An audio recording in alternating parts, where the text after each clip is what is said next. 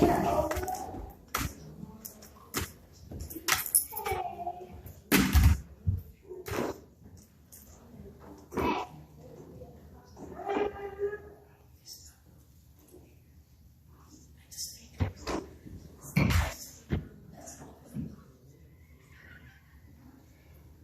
will I know I'm ready?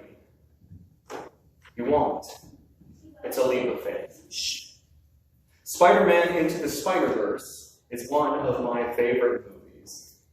In it, you see a young Miles Morales take on the role of Spider-Man as he seeks to prevent a cataclysmic event that would likely destroy reality as they know it.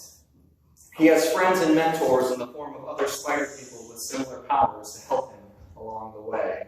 And little by little, he learns to be the hero he is meant to be.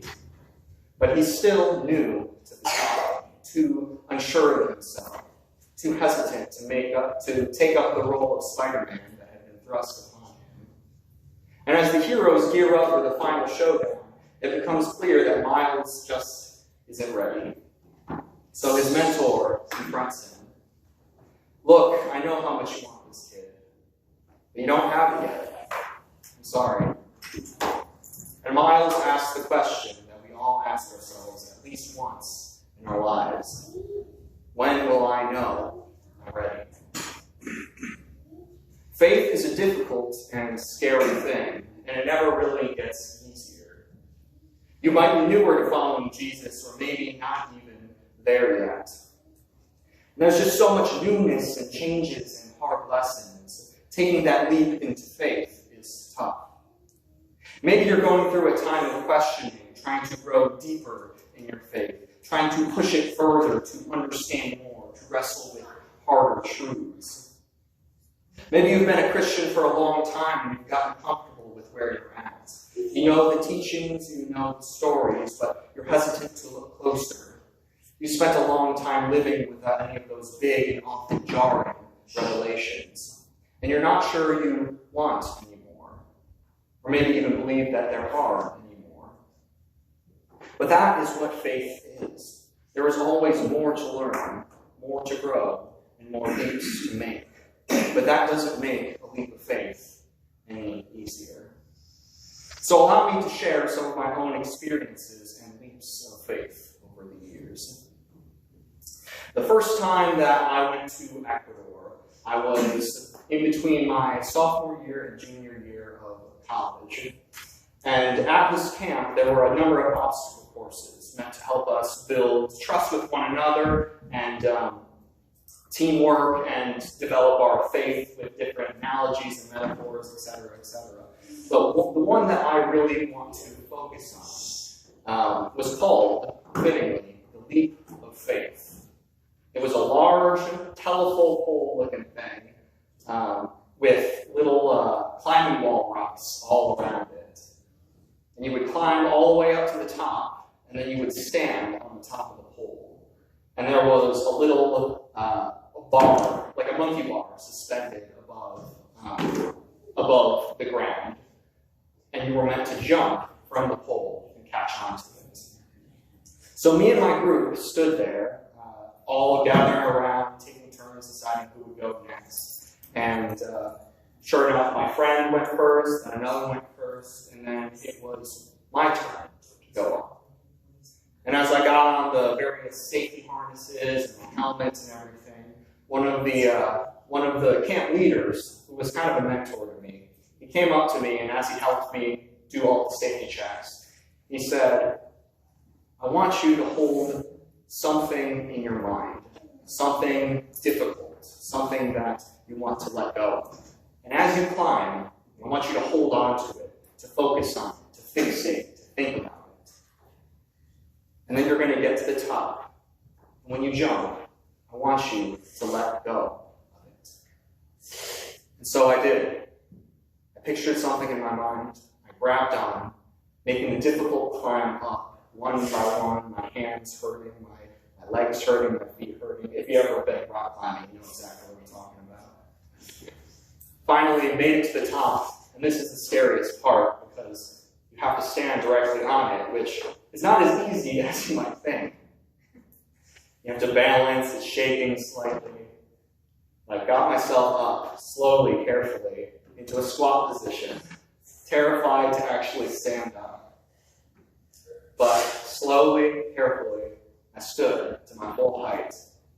I pictured that thing in my mind, and I jumped. And I grabbed onto the monkey bar and held there, free of the thing that I had been picturing. The purpose of a leap of faith, or the first thing I learned about leaps of faith, is that they are about letting go. The purpose of a leap of faith is to get somewhere new, right? You don't go leaping if you want to stay in the same spot. The trouble of getting to a new spot is that you have to leave the one you're in. And we like the spot that we're in. It's safe, it's comfortable. And even if it's neither of those things, at least it's familiar. You know what you're going to get with both the good and the bad. But God calls us to a better place. And so, we need to let go. Perhaps it means letting go of a sin or a vice. Like sometimes lying, for example, feels safe. You don't have to be vulnerable about things. You don't have to face the consequences of your actions. You don't even have to feel bad about things, because you can lie to yourself about them. But that sin holds you back. It keeps you from experiencing the goodness that is vulnerability and trust. So you have to let go. Perhaps what you have to let go of is a negative situation or negative relationships. After all, it's so easy to fall back into old habits if you stay in the same circumstances. Like if you're trying to get clean of drugs or alcoholism, you can't go hanging out at bars or wherever people do their drugs. If those people that you drank or did drugs with don't support your choice to get clean, they'll end up nudging you back the way that you came. There doesn't have to be malice or ill will with leaving, but if it draws you backwards, you have to let go. Or perhaps what you have to let go of is control. Because then it's not so much about what you're leaving as it is about the action of leaving itself. Life is full of things outside of our control, and if we don't learn to let go of that control, we'll hold on to our tiny raft for dear life, even as it nears a big and prosperous island. We will seek stability over goodness, so we have to let go. Because a leap of faith is about letting go. There was another time I was in Ecuador. This was 2 years later. Not on a mission trip. I was interning at the camp then. And we went with our group that we were facilitating into the jungle. We all got on buses, took a couple of hours to drive all the way out into the jungle. And we walked up a river alongside it, making sure to avoid the fire ants, and trekking through the little shallow river that ran down. We followed this river all the way up towards a waterfall leading into a large pool. And one of our guides, he was kind of a Bear Grylls type figure. He'd grown up hunting in the jungle and doing all sorts of adventurous things that I couldn't even imagine. He got into the pool and he swam down to the bottom as we're all sitting there getting drinks of water and resting our feet. And he comes back up and he says, "Yeah, I think that's good enough." And he comes over to us and he says, "Okay, here's what we're going to do. If any of you want to, it's not mandatory, but if any of you want to, we're going to climb up to the top of this waterfall and we're going to jump off into the pool below." And me being the wannabe adventurer that I was like, I can't just not, right? Like, I have to. So he started leading this group up, me and a bunch of the other kids. And as I was going up, as I was making the difficult climb, scramble up to the top of this waterfall, something occurred to me. The leader, this Bear Grylls guy, is right in front of me, and I'm the first one behind him. He's not going to jump down first. He's going to make sure that all the rest of us know what we're doing. He's going to talk them through it and everything, which means something else. It means that I am going to be the first one to jump into this water, which nobody has jumped in yet, mind you. Now, I trusted Rick, I trusted this guy, but nobody had actually made sure with action that I wasn't going to hit anything. So I'm terrified. But we get up to the top, and I stand close to the edge, and it's just like, all right, you're just going to aim right over here. Make sure you aim with your feet, don't belly flop or land on your back or anything like that. Just go right there. And I was like, cool. I stood there for a second. Stood there for another second, and I was just like, thinking to myself, I should go now before I really get a chance to think about it, because I'm not scared at the moment. And then I was like, I should really go right now before I start thinking about it. Whoa, that looks really high. I wonder how high we are. No, go.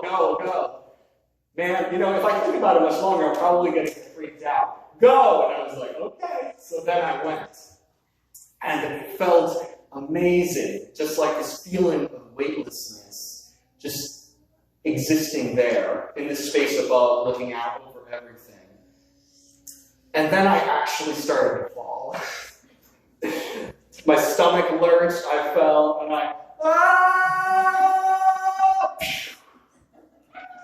it's about 3 stories, I think. That's an estimate. I hit the water, plunged in, the cool water just enveloped me, and I got up. I caught up above the water, I raised a hand, and yelled again, ah! It was amazing. And though I was scared at the time, though I knew that I was going to be doing something difficult, I had so much fun. It was so amazing. Part of me wanted to go up and do it a second time, but I relented and just let it be the one time. The second thing that I learned about leaps of faith is to enjoy the fall. Enjoy where the leap takes you. Have fun seeing where God takes you, the paths that these things lead to, all of the twists and turns, learning all of the new things, having all of the new experiences, seeing all of the new changes. Taking a leap of faith is scary. If it wasn't, it would just be a regular old leap. There would be no need for a leap of faith. But once you make that leap, don't let your fear ruin the experience. Because a leap of faith is about enjoying the fall.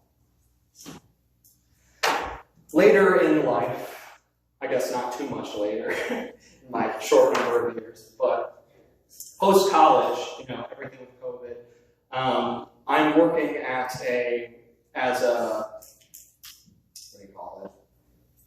an assistant to the pastor at the old church, kind of as a volunteer. And I'm preparing, learning things, organizing the music, preaching sometimes. I'm preparing for my role in ministry, just trying to gain up some experience and such. Finally, after a while, I decided that it was time, I was ready to go and start looking for jobs.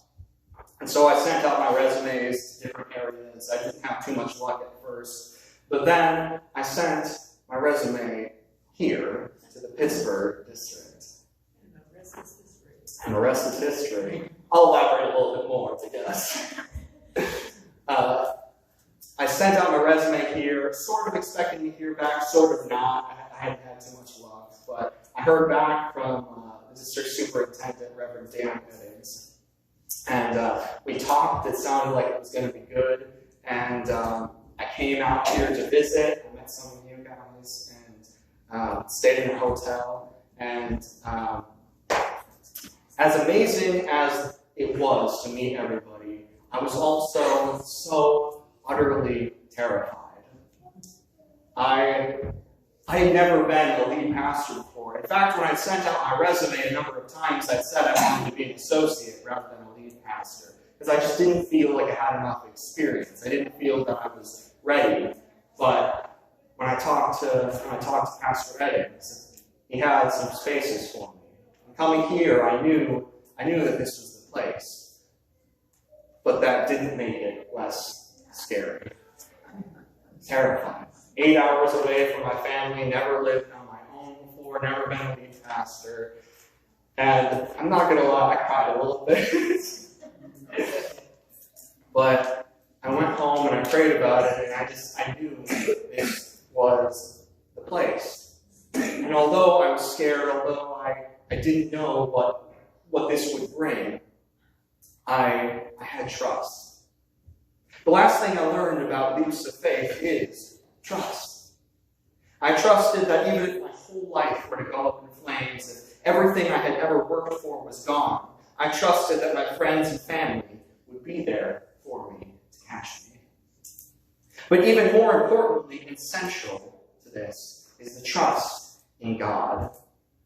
And in fact, that trust is clearly prevalent in every example I laid out. I had to trust that God would allow that rope to hold me once I jumped from the pole. I had to trust God that He had made the water below me free of obstacles, and that He would guide my fall into the surf below. I had to trust that God was sending me somewhere where He wanted me, and that where I would be able to enjoy it too, prosperously. And every time, God led me into a deeper understanding and a deeper faith. God has got you. He will see you through whatever uncertainty and fear that you might have. You just have to trust. Because a leap of faith is about trust. Leaps of faith are a challenge that we all face in our walk with Jesus. They're never easy, and they rarely come at a time when we want them to. Leaps of faith are about letting go, about enjoying the fall, and above all else, trusting in the Lord. Now we think carefully about these leaps, making sure that we are leaping to where God wants us to leap. But once we come to the edge, there's no other way to move forward but to jump. So when you come to your metaphorical edge, and you ask that same question, when will I know I'm ready? The answer is, you won't. It's a leap of faith. So make the jump.